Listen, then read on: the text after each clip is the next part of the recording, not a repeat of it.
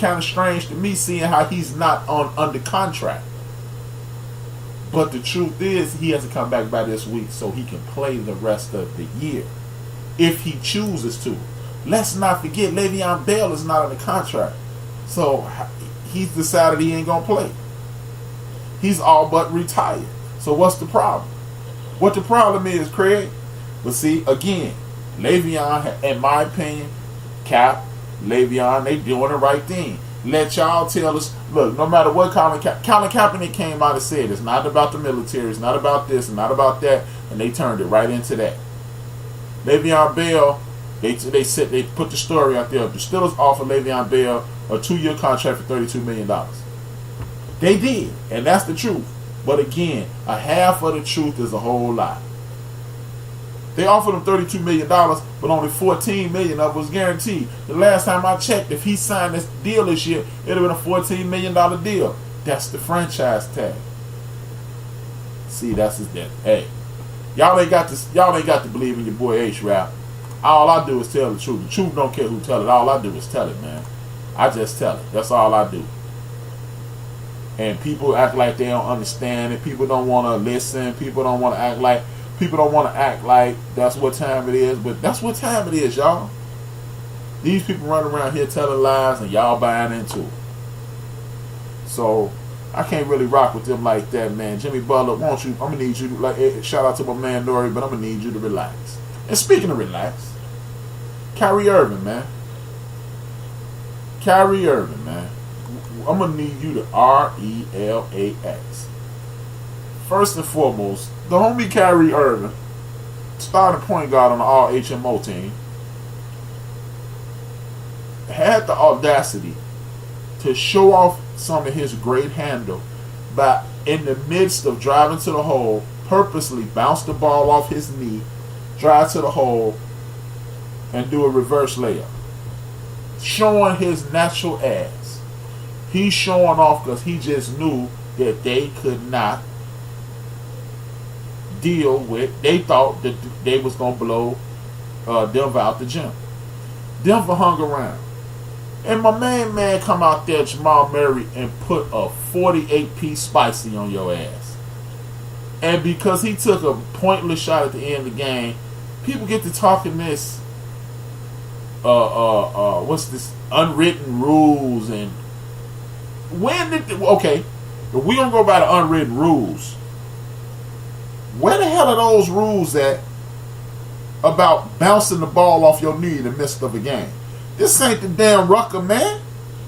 But you got the nerve to be mad because dude took a meaningless shot. Oh, it's okay to score 48 on you, but it ain't okay to score 50. Why you ain't mad y'all lost? Y'all supposed to be the big bad Celtics, and y'all lost. And last time I checked, you the leader of the crew.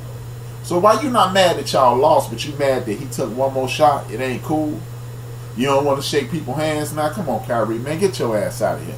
When y'all gonna start calling out the homie Kyrie, man? That's all I'm trying to figure out, man.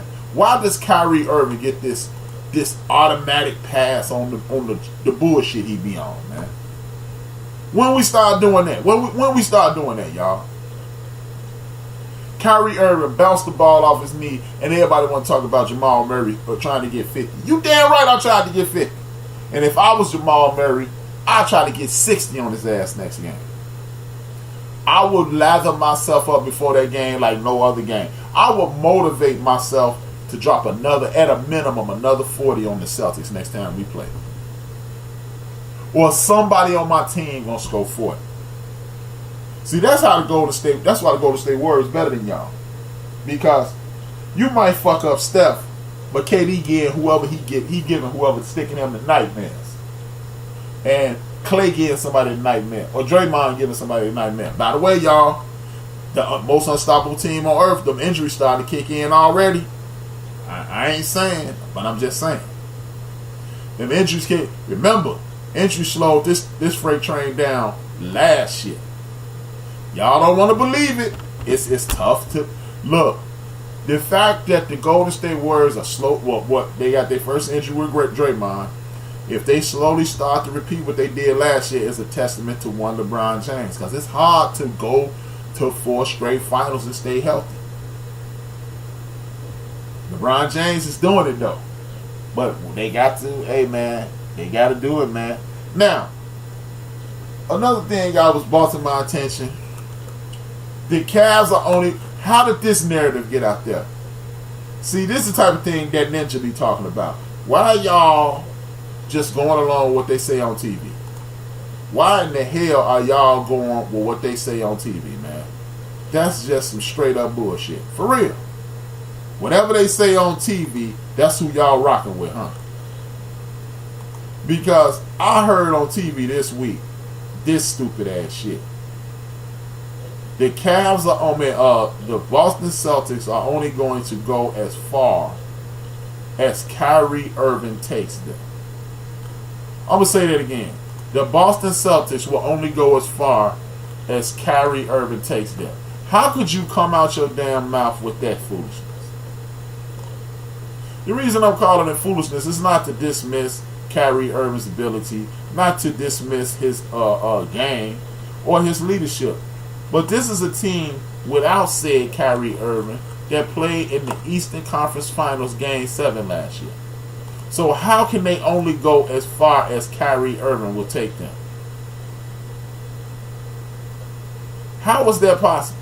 See, this is why that ninja be cussing at y'all on Monday, man. This is why. Because how do we get to the conference final but Kyrie Irving is the difference? See, and again, hey Mo, this is why I say I don't go along with the stats. They was reading off Scary Terry Rozier's numbers and how he only shooting this low percentage and this, that, and the third, and they were kicking him in his ass statistically.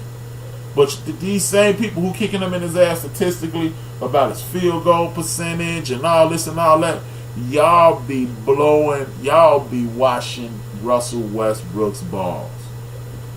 How is that possible, man?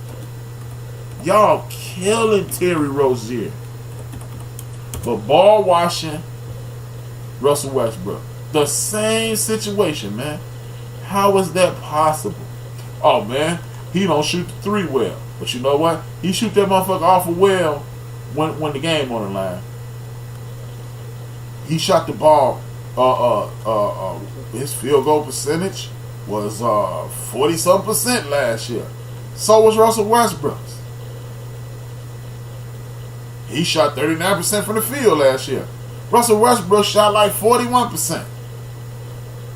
See, this is the narrative that consistently is put out there about these ball players. When you ain't everybody's best friend, and when you look like the dude who took their girlfriend in high school, they got all this bad shit to say about you. But you know what? What was Terry Rozier's field goal percentage when he was cooking Milwaukee last year in the playoffs? What was his field goal percentage when he helped take the Cleveland Cavaliers to Game 7? Yeah, they lost, but what was his field goal? Was we talking about his field goal percentage then? Hell no, we wasn't. You know why? Because that shit don't mean nothing. That shit don't mean nothing.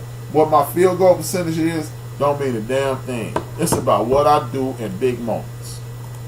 That's what it's about.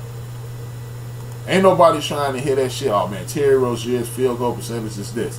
He needs to step his game up with this. He needs to step his game up with that. Wasn't nobody trying to get him to step his game up last year though. What was all that talk then, man? When he was cooking y'all ass. When he was cooking y'all favorite ball players in the playoffs last year. What was all that jibber jabber at then? I don't know, man. Again, this is just another case of the mass media trying to control the narrative, and then you got cats like Chris Carter and Stephen A. supporting that shit, and then people go, well, Chris Carter and Stephen A. said it got to be true. Or they got to be ass kissers. That's just the way I see it. They ass kissers to me. Because how is it that you side with this you roll with this side of the establishment every time? How is that possible?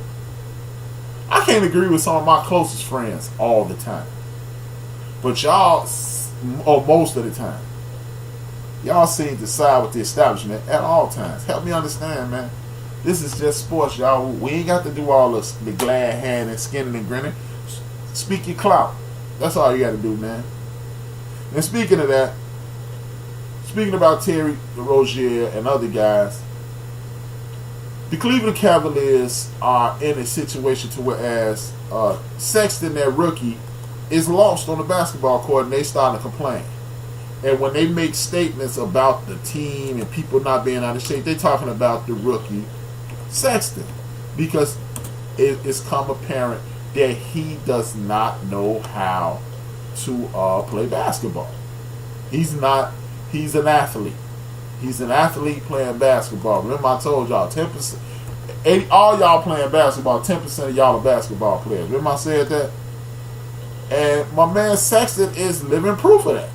He is living proof of that. And players are starting to complain about it.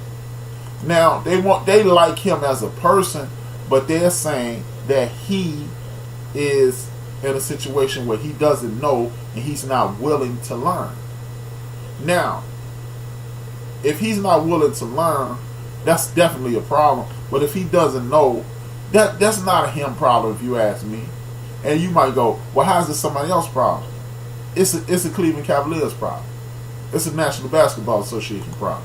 Because why are y'all drafting players that don't know how to play basketball? These are basic skills.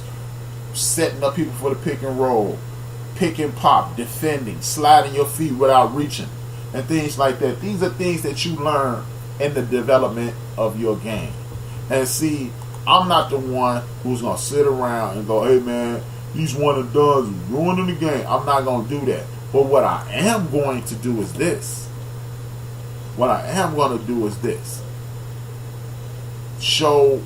Give proof positive. This is why you need to stay your ass in school.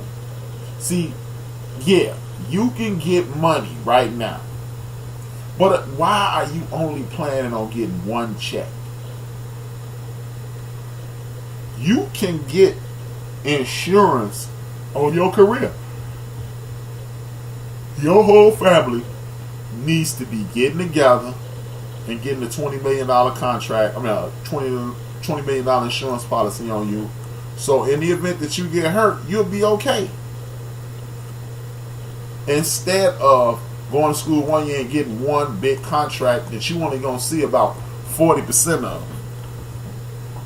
Let's just be honest, man. You only going to see 40% of that check, man. Because after taxes, after everybody get the dipping in your pocket, you only gonna see 40% of that. But if you develop your skills and put yourself in an advantageous situation to maximize your earning power by staying in school, building a brand, sacrificing 1 or 2 more years. Because look, at the end of the day, look here, man. Bruh, you've been poor all these fucking years. What's 24 more months of poor? When you can be richer than you ever thought. Because guess what? People keep saying, hey man, if you stay in school, it must have mean you wasn't good. Or if you stay your ass in school, you want to win a national championship, you want to win player of the year, and you want to go back to back. And then instead of that $400,000-$500,000 Nike trying to run at you, because you already got a fan base, you will have the ability to make a demand for way more money. But we keep teaching our kids, hey, which one would you have? $50,000 cash, or in 5 years get $2 million.